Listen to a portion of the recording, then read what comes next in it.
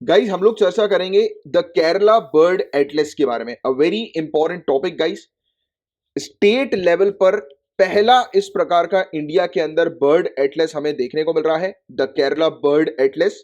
और बताया जा रहा है कि केरला बर्ड एटलस एशिया का सबसे लार्जेस्ट बर्ड एटलस है in terms of geographical extent. भौगोलिक विस्तार की दृष्टि से एशिया का सबसे बड़ा पक्षी एटलस इसे बताया जा रहा है।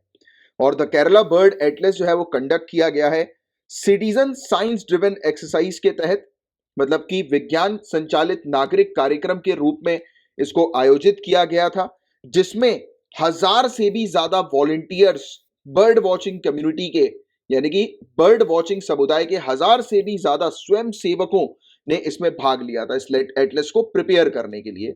राइट, तो ये चीज थी केरला से रिलेटेड। केरला का बर्ड एटलस इंडिया में पहला स्टेट लेवल का बर्ड एटलस हमें देखने को मिल रहा है, तो ये पॉइंट थोड़ा सा ध्यान में रखिएगा। इसके अलावा दो फंगाई की स्पीसीज हम लोग को केरला में मिली है। केरला के रिसर्चर्स को दो स्पीसीज फंगाई की आइडेंटिफाई करी है इन्होंने। ये जो स्पीसीज है ये जीनस गनोडर्मा की हमें देखने को मिल रही है, जो कि किससे एसोसिएटेड है? कोकोनट स्टेम रॉट डिजीज से एसोसिएटेड है। नारियल के तने के सड़न रोग से संबंधित ये हम लोग को प्रजातियां फंगाई की देखने को मिल रही हैं। और ये दो फंगाई की जो स्पीसीज कवक कवक प्रजाति जो हमें देखने को मिल रही है, इनका नाम क्या है? तो इनका नाम है गनोडर्मा करेलेंस, और दूसरी स्पीसीज का नाम है गनोडर्मा स्यूडो एप्लानेटम। स्यूडो एप्लानेटम। तो ये दो प्रजाति हम लोग को फंगाई की देखने को मिली है, जो कि साइंटिस्ट रिसर्चर्स ने आइडेंटिफाई करी है। और गाइस हमारे इंडिया के अलग अलग पार्ट्स में जो नारियल के मूल तने जो हैं, बेसल स्टेम रॉट जो हम लोग को कोकोनट की देखने को मिलती हैं, इनको अलग अलग नाम से जाना जाता है इंडिया के अलग अलग एरियाज में। जैसे कि आंध्र प्रदेश के अंदर इसको जो है वो गनोडर्मा वर्ल्ड के नाम से या विल्ट के नाम से जाना जाता है।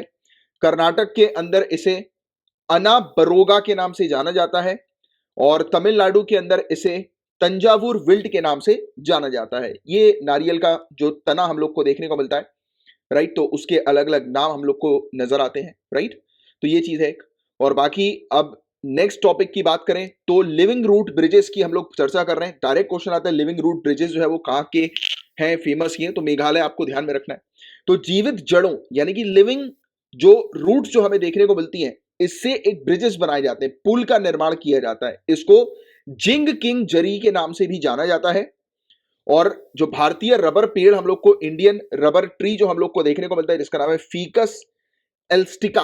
Faeces elastica. तो ये जो पेड़ है, रबर का पेड़ जो है, इसकी जड़ों को बुनकर तैयार किया जाता है ये हवाई पुल। राइट, इसकी जो जड़ जो होती है, रूट जो होती है, उनको वीव किया जाता है, मैनिपुलेट किया जाता है, और उसके बाद फिर ये ब्रिज जो है वो एरियल ब्रिज तैयार किया जाता है, हवाई पुल तैयार किया जाता है। और ये पुल मेघालय में पीढ़ियों से दो स्थानों को जोड़ने का कार्य कर रहे हैं। पीढ़ियों से, काफी पीढ़ियों से, सदियों से।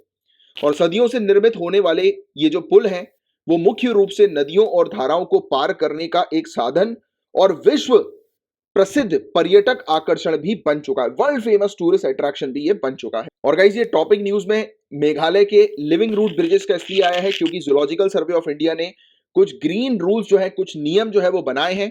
किस पर्पस के लिए? जिससे कि ये जो लिविंग रूट ब्रिजेस जो मेघालय के हैं, उनको यूनेस्को की वर्ल्ड हेरिटेज साइट का टैग जो है वो मिल सके। राइट, तो ये चीज हमें देखने को मिली। और बाकी इंडिया जो है गाइस, ये लार्जेस्ट एक्सपोर्टर बन चुकी है ककंबर और गरकिन्स की, मतलब ककड़ी और खीरे की। इंडिया जो है वो सबसे बड़ी निर्यात कंट्री जो है वो बन चुकी है। और ये जो ककड़ी और जो खीरा जो हम लोग को देखने को मिलता है, इसको पूरे दुनिया भर में घेरकिन्स के नाम से जाना जाता है, या फिर इसको जो है वो कॉर्निकॉन्स के नाम से भी जाना जाता है। और इसको बेसिकली अचार बनाने के इस्तेमाल में उपयोग में लिया जाता है। और खीरे की बात करें, ककम्बर्स की बात करें, इसको एक्सपोर्ट किया जाता है दो कैटेगरीज के अंदर, ककम्बर और घेरकिन्स। राइट, और इन्हें बेसिकली प्रिपेयर किया जाता है, प्रिजर्व किया जाता है विनेगर के माध्यम से या एसिटिक एसिड के माध्यम से। मतलब कि इनको जब हमें ऑब्वियस बात है, अचार जब बनाया जा रहा है, इसके अंदर प्रिजर्वेटिव्स डाले जाएंगे जिससे कि वो सड़े ना, तो विनेगर या फिर एसिटिक एसिड के माध्यम से इसको कंजर्व करके रखा जाता है, संरक्षित करके रखा जाता है, जिससे कि ये सड़े नहीं। राइट, और इसके अलावा ककंबर का कल्टीवेशन, प्रोसेसिंग और एक्सपोर्ट इंडिया के अंदर शुरू हो गया था 1990 से ही, बट उस समय स्मॉल स्केल पे होता था, सिर्फ कर्नाटक के अंदर। फिर बाकी बाद में जाकर तमिलनाडु, आंध्र प्रदेश, तेलंगाना में भी इसकी कल्टीवेशन, प्रोसेसिंग, एक्सपोर्ट होना शुरू हो गया। और आज की डेट में आप देखिए कि इंडिया जो है वो इमर्जिंग कंट्री बन चुकी है। एज अ लार्जेस्ट एक्सपोर्टर के तौर पर हम लोग को देखने को मिलती है ककम्बर की। और पूरे दुनिया भर में जितनी भी रिक्वायरमेंट है ककम्बर की, उसकी 15% रिक्वायरमेंट जो है वो इंडिया से प्रोड्यूस होती है। उत्पादन इंडिया में होता है 15% लगभग। तो ये है गाइस पूरा ओवरऑल टॉपिक, जिसका एक आपको आइडिया, एक जानकारी अच्छी होनी चाहिए।